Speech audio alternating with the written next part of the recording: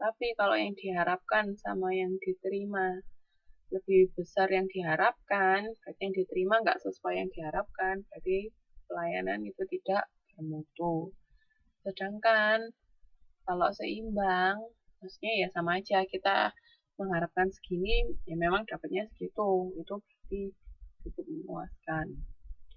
Nah, service quality itu seberapa jauh perbedaan antara kenyataan dan harapan dari pelanggan. Jadi ada perceived service itu yang diterima, kenyataannya seperti apa. Kalau expected service itu apa yang diharapkan oleh pelanggan. Ini dimensi kualitas pelayanannya ada 5 tadi yang saya tanyakan. Nah, kalau tangible itu apa toh? Ingat nggak masing-masing dimensi kualitas pelayanan ini?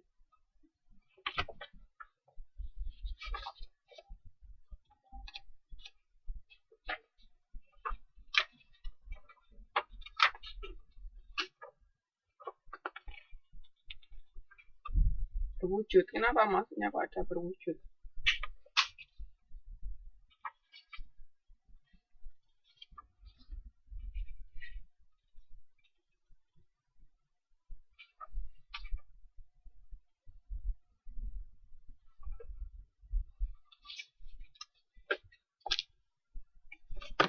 Kenapa kok harus ada fisiknya? Waalaikumsalam. Ya nggak apa-apa. Emang kenapa sih kok perlu bukti fisik segala? Kenapa kok itu bukti fisik itu salah satu dari dimensi kualitas pelayanan?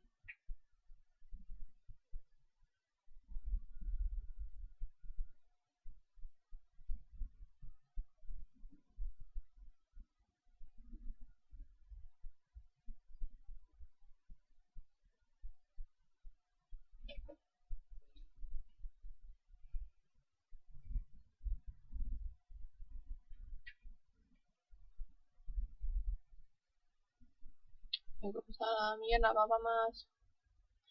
Iya, sebagai bukti pendukung dari pelayanan yang intangible itu, yang tidak berwujud. Kan kayak misalnya di hotel, bangunannya kalau oke, terus suasananya nyaman, nah itu kan termasuk satu pelayanan yang diberikan ke pelanggan, kan pelanggan merasa nyaman, senang di situ, dengan adanya misalnya ruang tunggu yang oke, lift yang oke. Ya, terus kalau reliability itu apa?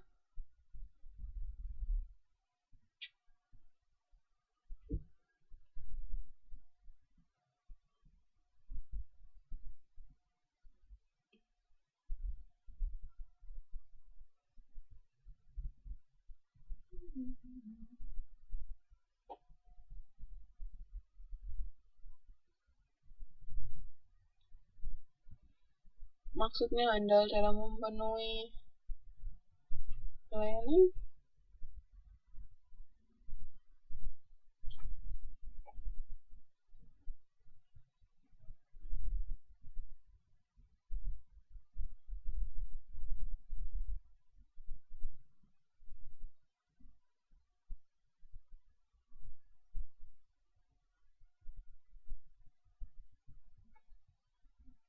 Ya, jadi kalau reliability handal itu maksudnya apa yang dijanjikan itu mampu diberikan. Jadi itu handal dalam memberikan pelayanan sesuai dengan apa yang dijanjikan.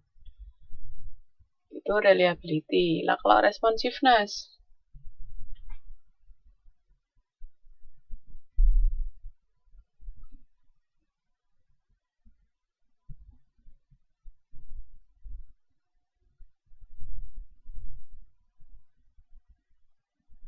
tanggapan apa?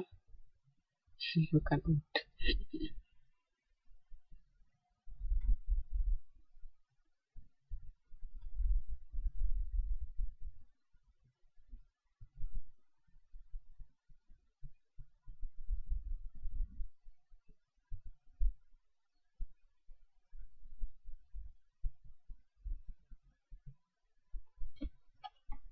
Ya, jadi kalau misalnya respon terhadap pelanggan itu cepat ditangkap. Misalnya pelanggan butuh apa, langsung dilayani. Nah, kalau assurance,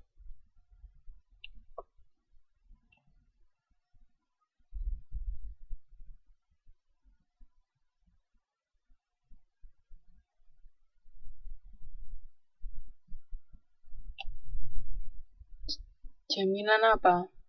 Jaminan mutu. Jaminan apa, yo?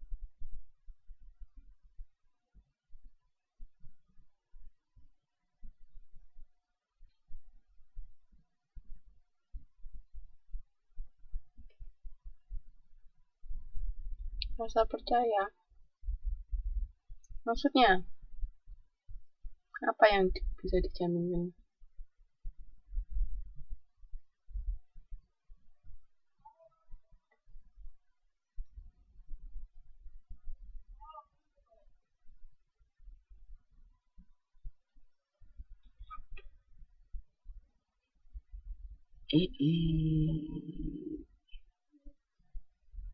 Ya, jadi ini lebih ke pengetahuan, maksudnya jaminan bahwa karyawan itu mumpuni, karyawan itu memiliki pengetahuan, skill yang bagus untuk melayani pelanggan. Jadi jaminan di situ ya, jaminan karyawan itu skillnya oke, pengetahuannya oke tentang untuk memberikan pelayanan kepada pelanggan.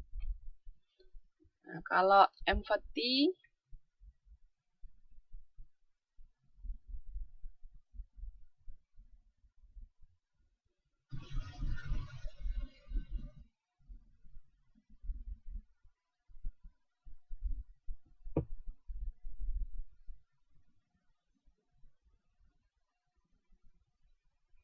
ya berempati sama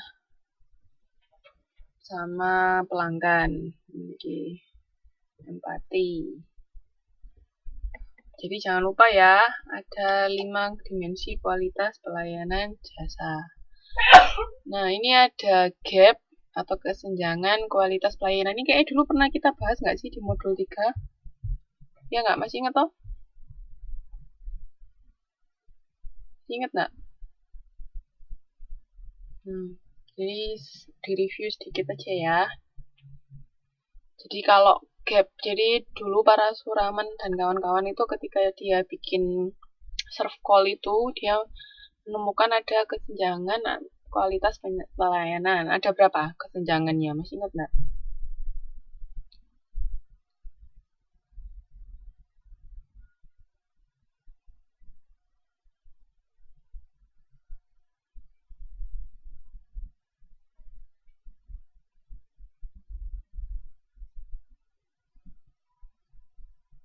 Ada 5 ya. Jadi kesenjangan yang pertama itu gap persepsi manajemen, adanya perbedaan antara penilaian pelayanan menurut pengguna jasa dan persepsi manajemen mengenai harapan pengguna jasa. Itu yang pertama. Jadi persepsi manajemen sama customer itu berbeda. Terus kalau spesifikasi kualitas itu kesenjangan antara persepsi manajemen mengenai harapan pengguna jasa dan spesifikasi kualitas jasa. Jadi apa yang dimiliki sama perusahaan sama apa yang dipersepsikan manajemen itu tidak sama. Jadi misalnya dia berharapnya tinggi padahal sebenarnya spesifikasi maksudnya resource-nya, sumber dayanya tuh belum mumpuni gitu. Terus gap penyampaian pelayanan itu kesenjangan antara spesifikasi kualitas jasa dan penyerahan jasa. Jadi apa yang perusahaan punya sama kualitas yang diberikan itu gapnya. Nah, terus yang keempat, gap komunikasi pemasaran. Jadi ini penyampaian jasa dan komunikasi eksternal. Jadi apa yang disampaikan ke konsumen itu di situ kurang. Terus yang terakhir, nah ini yang di sini yang bikin awal dari para suraman dan kawan-kawan bikin serve call itu dari gap pelayanan yang dirasakan. Maksudnya gap atau perbedaan antara apa yang diharapkan pelanggan dengan yang diterima pelanggan. Itu gap yang kelima. Oke. Nah, ini kan gambarnya